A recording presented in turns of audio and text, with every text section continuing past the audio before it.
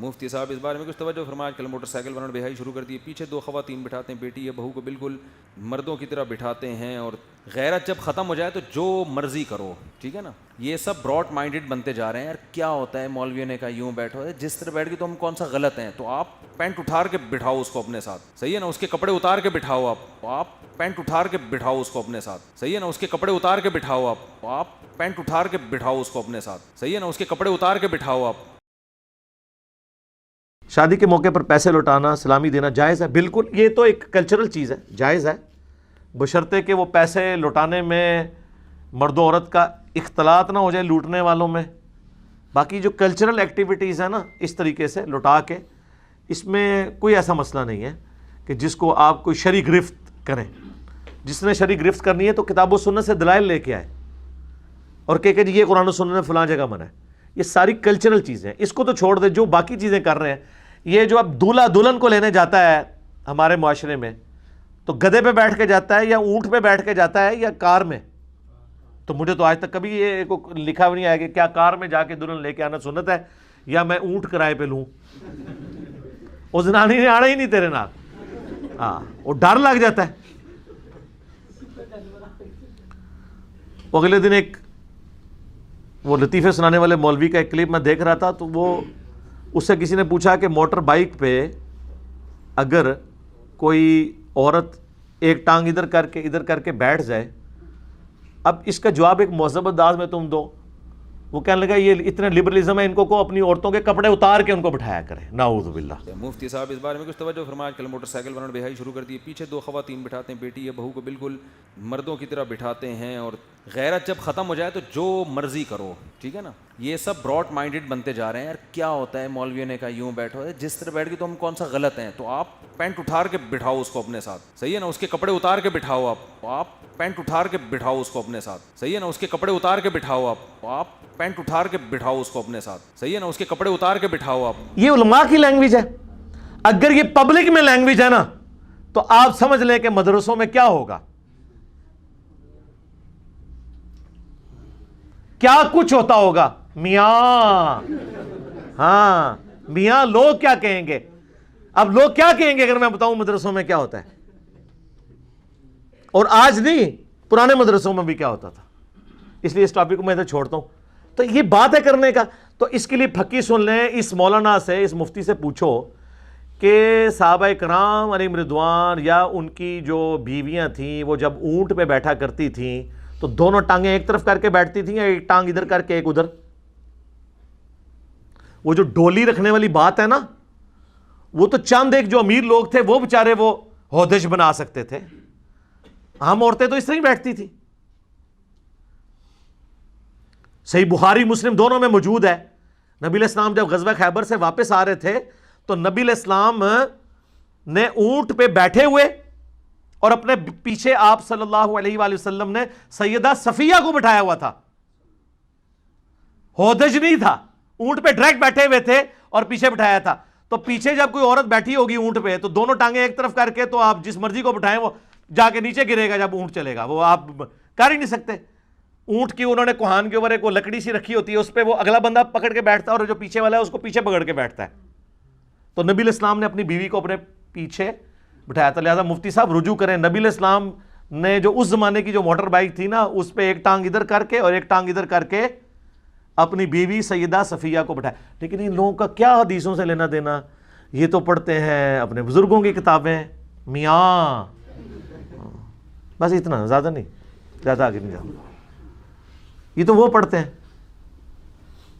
اور یہ تو آج کل آپ کو برا لگ رہا ہے, آپ گاؤں ایریا کے جتنے لوگ ہیں ان سے پوچھیں کہ یہ اپنی بیوی بچوں کو ایون اپنی ماؤں کے ساتھ جب سفر کرتے ہیں گاؤں ایریا میں, وہ کمفرٹیبل ہوتے ہیں ایک ٹانگ ادھر رکھ کے ایک ادھر رکھ کے بیٹھنے میں. یہ آج سے تو نہیں لوگ موٹر بائک پہ بیٹھ رہے ہیں ایسے. گاؤں کے لوگ تو ہمیشہ سے بیٹھتے ہیں. وہ بیچارے تو 40-50 کلومیٹر کا سفر جی ٹی روڈ کے اوپر اپنا کرایہ بچانے کے لیے, آسانی کے لیے موٹر بائک پہ کرتے ہیں, اور اس میں کمفرٹیبل ہے, گرنے سے بندہ بچ جاتا ہے. اور آج کل تو بعض موٹر بائک ایسے عجیب و غریب قسم کے انہوں نے بنائے ہوئے ہیں, بدتمیز قسم کے. وہ موٹر بائک اونچی اونچی ان کی سیٹیں ہیں, اور وہ نیچے جو پیڈسٹل ہے وہ بھی ایسا ٹیڑھا ہوتا ہے کہ ایک پاؤں رکھو دوسرا رکھا نہیں جاتا, تو چانس ہوتے ہیں کہ سلپ ہو جائے. تو ایک طرف ٹانگ ادھر ہو ایک طرف ادھر ہو, اگر کوئی بیٹھ جاتی ہے عورت, اس سے آپ کا وہ کیا لے رہی ہے؟ اگر وہ پردے کے اندر بیٹھی ہوئی ہے آپ کو کیا مسئلہ ہے؟ تو کسی بات پہ ورڈکٹ دیتے ہوئے قرآن و سنت سے دلیل دیکھ لینی چاہیے اس کو غلط کہنے کے لیے. دنیاوی معاملات میں غلط کہنے کے لیے دلیل چاہیے کتاب و سنت سے, اور دینی معاملات میں اس کا ثابت ہونا دیکھنا ہوتا ہے. یہ ہماری کلچرل چیزیں ہیں. سلامی ہو گئی, عورت کو مہندی لگا دی, مرد کو تو مہندی نہیں لگائیں گے, وہ تو لگانی نہیں چاہیے, وہاں تو منع ہے. باقی جتنی کلچرل چیزیں ہیں جس میں مرد و عورت کا اختلاط نہ ہو, وہ سب کی سب چیزیں جائز ہوں گی اس معاشرے کے اعتبار سے. سیرا تو ان کو نظر آ رہا ہے کہ جی ثابت نہیں ہے. تو یہ جو مولوی نکاح پڑھانے کی اسلامی لیتے ہیں, نبی علیہ السلام اپنے جب صحابہ کے صحابیات کے نکاح پڑھاتے تھے تو 5-5 ہزار روپے لیتے تھے. آج تک کسی اہل حدیث مولوی نے اس کو تو بدعت نہیں کہا. کوئی ہے تو اڑیل مچ دسو منو زیادہ کوئی ہے بدعت سیرا لوائے لا کے وہ ہاتھ سے پڑاؤ, جس سے سوری ہو گئی, پگڑی اتار دی, رکھ لیں, پھر سلامی دیں, ساتھ ہی پکڑ کے جیب میں ڈالیں, کوئی بھی ثابت نہیں ہے. ان تو اڑنا ہی کچھ ہی ہونا چاہیے. ان کا دیکھو تھوڑی دیر پہلے میں بھی تھوڑی گل مان لی سی نا, تو ہوں تسی بھی لیاؤ کیڑی قرآن اور صحیح حدیث سے ثابت کریں. ٹھیک ہے, جو آپ کو آپ کے اسلاف سے ہٹا رہا ہے اور یہ کہہ کے کہ میں بابوں کو نہیں مانتا, اس کا مطلب وہ نیا بابا بن کے نئے بابی پن کی بنیاد رکھ رہا ہے. وہ کہہ رہا ہے سارے بابوں سے ہٹا کے سب کو کس کا مرید بناؤ, سب مجھے بابا سمجھے, باقی ساری قوم بابا لیس ہو جائے. وہ آپ المحند المفند کے 3 عقیدوں پہ ابھی جب 2 گھنٹے کا فضول ترین ویڈیو آئی ہے نا, اس میں بھی المحند کو ہائی لائٹ کیا ہے. اس میں عقیدے قرآن و سنت کے خلاف المحند کی عبارت کو غلط وہ مفہوم بیان کر رہا ہے جو علماء دیوبند مراد نہیں لیتے. بہتان باندھ رہا ہے علماء دیوبند پہ. ہمارے پیچھے تو پورا ایک اہل حق علماء کا ایک گروہ کھڑا ہوا ہے. یہ ان کی عزت کا سوال تھا. میری ذات کیا ہے, میری کیا حق. میں نے المحند کو پڑھنا شروع کیا, میں نے اس پہ دلائل مجھے لگا یار یہ تو 100% قرآن. اس سے پہلے مجھے پتہ ہی نہیں تھا کہ المحند میں لکھا کیا ہے. اس سے پہلے مجھے پتہ ہی نہیں تھا کہ المحند میں لکھا کیا ہے. اس سے پہلے مجھے پتہ ہی نہیں تھا کہ المحند میں لکھا کیا ہے. اشرف علی تھانوی صاحب نے کتاب لکھی ہے ارواح ثلاثہ, 3 روحیں, نام ہی دیکھ لیں, یعنی 3 مرے ہوئے بابوں کی کرامات, اور نیچے لکھا ہوا ہے یعنی کرامات اولیاء. اس کتاب میں آپ کو وہ کچھ ملے گا. بلکہ مجھے کچھ عرصہ پہلے تارج می صاحب نے فون کر کے کوئی میرا کلپ دیکھا, ان کا یار واقعی یہ لکھا ہوا ہے کہ قاسم نوتوی صاحب مرنے کے 6 سال کے بعد دیوبند مدرسے میں واپس آئے, قبر سے نکل کے صلح کرا کے پھر چلے گئے, اور بیداری میں. نے کہا ہاں جی لکھا ہوا ہے. کہتے ہیں مجھے تو نہیں پتا. تو اس لیے ہم ڈسپلے کروا دیتے ہیں, ہم نے نہیں کتابیں چھاپی ہوئی. جائیں پوچھیں گے بزرگ یہ لکھ کے جو کچھ گیا ہے یہ کرامات اولیاء ہے. بریلویوں کا مردہ نکل آئے تو شرک, دیوبندیوں کا بابا نکل آئے تو توحید. پھر کہتے ہیں جی سعودیہ والوں نے جو بندی لگائی ہے, ہم پہ جھوٹا الزام لگایا کہ ہماری کتابوں میں شرک اور بدعت ہیں نا جناب, کیوں نہیں ہے؟ وہ آپ نے چشمہ دوسرا لگایا تھا نا, آپ کو صرف بریلویوں کی نظر آتی تھی. وہ اہل حدیث تو دونوں کو اوپر سے ایک نظر سے دیکھ رہے ہوتے ہیں نا, کہ کام انہوں نے بھی ڈالا ہوا ہے, کام انہوں نے, جس طرح میں بھی کہتا ہوں پابندی نہیں ہونی چاہیے, یہ غلط ہے. سلیبس کو چینج کروائیں, ریاض الصالحین شروع کروائیں, میری ویڈیو اس پہ پہلے آ چکی ہے. کام تو ڈالا ہوا ہے انہوں نے. اسی ارواح ثلاثہ میں لکھا ہوا ہے کہ جی ایک دفعہ رشید احمد گنگوئی صاحب نے مدرسہ دیوبند کے بانی جو ہیں قاسم نانوتوی صاحب, ان کو پبلکلی کسی جلسے کے موقع پر یا پبلک گیدرنگ کے اندر انہوں نے ان کو پبلکلی چارپائی پہ لٹایا, پھر خود ساتھ ان کے لیٹ گئے, پھر کروٹ ان کی طرف کی, پھر عاشق صادق کی طرح ان کے سینے پہ ہاتھ رکھا. یہ الفاظ اس میں لکھے ہوئے ہیں, یہ میں نہیں کہہ رہا. اور اب اتنا کچھ اگر کسی کے ساتھ ہو رہا ہو تو اس بیچارے نے بولنا ہی ہے نا آگے سے.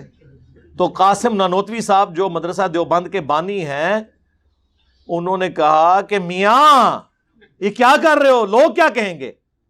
تو رشید احمد گنگوئی صاحب فرماتے ہیں کہ کہنے دو لوگوں کو. یعنی اگر میری زبان میں آسان کہنے دو, یہ تو ہے ہی بٹ دماغ نے, انہوں نے اتنا دماغ ہے کہ یہ سوچن کہ بابے بھی غلط ہو سکتے ہیں. لیکن ان کو نہیں پتا تھا کہ آج وہ وقت آ چکا ہے کہ لوگ گلی گلی کہہ رہے ہیں کہ بابے تھے, شیعہ ہی کوئی نہیں. دیکھو وہ جو المہند میں لکھا ہے نا، ہم بزرگوں کی قبروں اور سینوں سے فیض لینے کے قائل ہیں. تو قبروں والا واقعہ تو میں نے آپ کو بتا دیا، وہ دیوبند مدرسے کے بانی قبر سے نکل کے صلح کروا کے واپس چلے گئے. اور اس میں تو الفاظ ہیں کہ وہ مولانا کہتے ہیں کہ جی سردیوں میں بھی ان کو پسینہ اتنا آیا ہوا تھا کہ ان کی وہ چادر، وہ سارا لحاف بھیگ چکا تھا. تو میں نے کہا حضرت آپ کی کیا حالت ہے؟ وہ کہتے ہیں ابھی بھی حضرت نانوتوی آئے تھے، مردہ قبر سے نکل آئے تو صرف پسینہ نہیں نکلتا، خواب میں نہیں، یہ بیداری میں. تو یہ قبروں سے فیض تھا. لوگ کہتے تھے سینے سے فیض، سینے سے فیض ہے جی. وہ ان کی طرف کروٹ کٹ کے لیٹے اور پھر اپنا ہاتھ ان کے سینے پہ رکھا، یعنی وہ کنیکشن انہوں نے بحال کیا، سینے کو انہوں نے فیض دیا. یا لیا تو نہیں ہوگا، ظاہر ہے وہ قاسم نوتوی تو ان کے شاگردوں میں آتے ہیں، وہ ان کے شیخ ہیں. یہ تو تھی جناب پہلی قسط اس کی. دیکھو اس دے بھیجے دوسری قسط بھی بیان کر دی ہے یار، رہنے دیں. نہیں یار، وہ پھر کہیں گے یہ بالکل اس طرح کر رہا ہے اور وہ کر رہا ہے، کتابوں سے کر رہے ہیں. چلے جی، بلال بھائی کہہ رہے ہیں کتابوں سے ہی کر رہے ہیں نا، تو چلے ہم کنٹرول الفاظ میں، وہ اتنے فلمی الفاظ تو میں استعمال نہیں کر سکتا.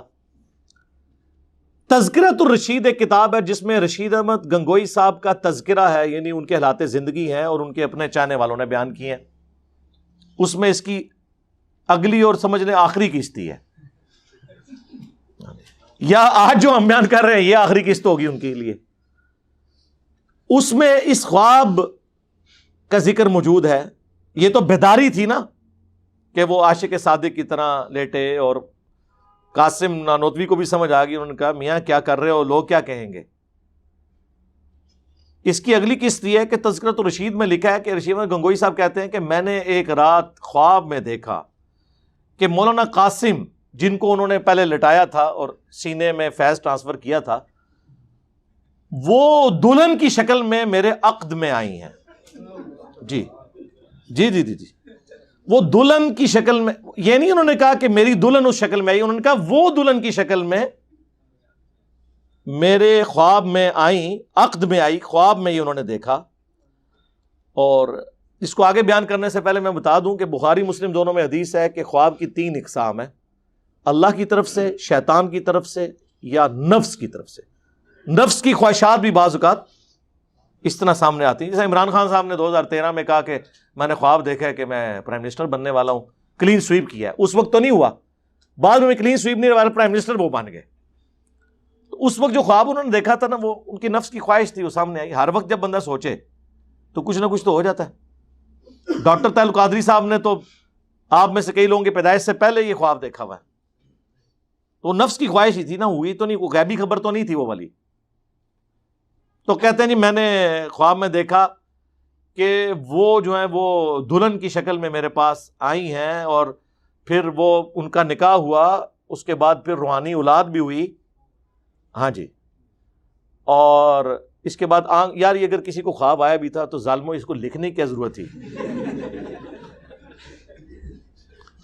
اور اس میں وہ لکھتے ہیں، اور پھر آگے اب لکھنے والے کو بھی شرم نہیں آ رہی، اب اس کی وہ تعویل کر رہا ہے. وہ کہہ رہا ہے جی یہ خواب کی تعبیر اصل میں یہ تھی کہ مولانا قاسم نانوتوی صاحب نے رشید احمد گنگوئی صاحب کے شاگردوں کی، اسٹوڈنٹس کی تربیت کرنی تھی بات میں. تو اس سے انہوں نے یہ بھائی تربیت کرنے کے لیے بیوی بن کے ان کے عقد میں آنا اور پھر اس سے اولاد پیدا ہونا، یہ پورا کام ہونا ضروری تھا. اگر یہ سمجھتے ہیں نا کہ اس خواب میں کوئی مسئلہ نہیں ہے تو سر بیان کرو. پوری دنیا کی دیوبند کی مساجد میں اگلی دفعہ یہ خواب بیان کیا جائے بزرگوں کی کرامات کے طور پر. بھئی جو چیز ہوگی آپ فخریہ بیان کریں گے نا، جس عقیدے سے آپ لوگ منہ چھپاتے پھریں. تو صحیح مسلم کی حدیث ہم آپ پہ فٹ نہ کریں، گناہ وہ جو تیرے دل میں کھٹکے اور تو اس بات سے ڈرے کہ لوگ اس پر مطلع ہو جائیں. چلے آپ تشریح کے ساتھ بیان کرتے ہیں، لیکن ان کو پتہ ہے کہ اب لوگ جو ہیں وہ بٹ دماغ نہیں ہے. لوگ تو پوچھیں گے میاں یہ کیا ہوا. اسی میں نے اپنے اسٹوڈنٹس کو کہا کہ ان کو آپ سمجھانے کے لیے پورا واقعہ لکھیں گے تو ان کا دل دکھے گا. آپ صرف لکھ دیا کریں میاں، آگے وہ سائن اس طرح، وہ جو سیدھی لائن اور نیچے چھوٹا سا ٹھمکا. ایکسکلیم ود جوائے یا ایکسکلیم ود سارو، وہ سائن ڈال دیا کریں. تو اب یہ چیزیں انہوں نے کتابوں میں چھاپی، ہم صرف راوی ہیں بیان کرنے والے. ان کا دین اس قابل نہیں ہے، ان کے بابوں کا دین، کہ اس کو یہ بیان بھی کر سکے. ہمیں کراچی سے اگلے دن اکیڈمی میں ایک کال آئی، تو کراچی کے ایک مفتی صاحب مشہور زمانہ لطیفوں والے، ان کے وہ نمازی بھی تھے، اور کہتے ہیں میں علی بھائی سے اتنی نفرت کرتا تھا، میرا بھائی مجھے کہتا تھا سنو، لیکن میں کہتا تھا میں نے سننا بھی نہیں. کہتا بس ایک ہی کلپ سنا. میں کہتا ہوں جی آپ ہمارا کوئی ایک کلپ سن لیں کسی بھی ٹاپک پہ، خواہ وہ فکر آخرت سے ریلیٹڈ ہو ہدایہ پورٹل کا، یا انڈرسٹینڈ اسلام میں بابوں کی کلاس والا کوئی کلپ ہو، یا مسلم اونلی کے اوپر اخلاقیات سے متعلق کوئی کلپ ہو، وہ کافی ہوتا ہے بتانے کے لیے کہ بھائی دین اس طریقے سے بیان ہوتا ہے ریفرنسز کے ساتھ. وہ کہتا جی ایک کلپ دیکھا اور وہ وہی تھا، قبر سے نکل کے صلح کروا کے واپس چلے گئے ارواح ثلاثہ. کہتا ہے میں تو حیران ہو گیا. تو میں نے مفتی صاحب سے کہا کہ اس طرح، تو ان مفتی صاحب نے کہا تمہیں منع کیا تھا انجینئر کو نہیں سننا. انہوں نے کہا جی میں نے چلے اب سن لیا، اب تو مجھے وائرس لگ گیا ہے، اب اگلا علاج بھی کریں نا، پریونٹیو مینٹیننس تو نہیں، کیوریٹو علاج تو میرا کریں نا. کہتے ہیں نہیں اصل میں آپ لوگوں کو ان باتوں کی سمجھ نہیں ہے، اس لیے ڈائریکٹ نہیں پڑھنی چاہیے. اس نے کہا جی میں ڈائریکٹ نہیں پڑھ رہا، میں کتاب لے کے آ رہا ہوں، آپ مجھے سمجھا دیں. کہتے کتاب لے کے گئے ہوں تو آئمائشیں شروع کر دی. کہتے مجھے فوراً ہی اندازہ ہو گیا یار یہ تو بالکل کسی بنیاد پہ نہیں کھڑے. اور مجھے کہنے لگے مجھے نہیں، میں وہ فون سن رہا تھا، کیونکہ جب اس طرح کی باتیں ہوں نا تو میں کبھی ابرار بھائی کے پاس بیٹھا ہوں نا تو وہ اسپیکر آن کر دیتے ہیں کہ تاکہ میری بھی تھوڑی حوصلہ افزائی ہو جائے سن کے. تو جب انہوں نے اسپیکر آن کیا تو وہ کہنے لگے علی بھائی جتنے یہاں پہ اس کے جلسے ہوتے ہیں، پروگرام ہوتے ہیں، اس میں ٹاپک آپ کو اس نے بنایا ہوتا ہے. ان کی ویڈیوز ریکارڈ نہیں ہوتی، ویڈیو تو یہ صرف وہ ایک ریکارڈ کر کے چڑھاتا ہے نا، باقی جتنے عام اس کے دورے جدھر بھی ہوتے ہیں نا، آپ کو ٹاپک بنایا ہوتا ہے کہ اس فتنے سے بچنا ہے. تو اب آپ کر لیں میرے بھائی، اللہ نے اس وقت ڈیجیٹل میڈیا کی وجہ سے سارے فرقوں کی بنیادیں اکھاڑ کے رکھ دی ہیں اس حوالے سے کہ ان کی تعلیمات اس قابل نہیں کہ پبلک کو پیش کی جائیں. ہم دیکھیں ان کی تعلیمات ہم پیش کر رہے ہیں، دیکھیں ان کے بزرگوں کی کرامات ہم بیان کر رہے ہیں. آج تک سنا تھا آپ نے بریلوی صرف اپنے بزرگوں کی کرامات بیان کرتے تھے، دیوبندیوں کی تو وہ مانتے ہی نہیں تھے. ہم تو مان بھی رہے ہیں اور بیان بھی کر رہے ہیں. پھر آگے بتا رہے ہیں آپ بتائیں یہ بزرگ ہیں میاں، بس اس سے زیادہ ہم کچھ نہیں کہیں گے. تو یہ ایک علمی ایک بوجھ تھا، ہم نے اپنے کندھے سے اتار دیا. کئی بار میں نے کہا دوسری قسط ہے، لوگ کہتے تھے لیاؤ دوسری، تو بس وہ دانش دی موت ہو گئی ہے. ٹھیک ہے نا.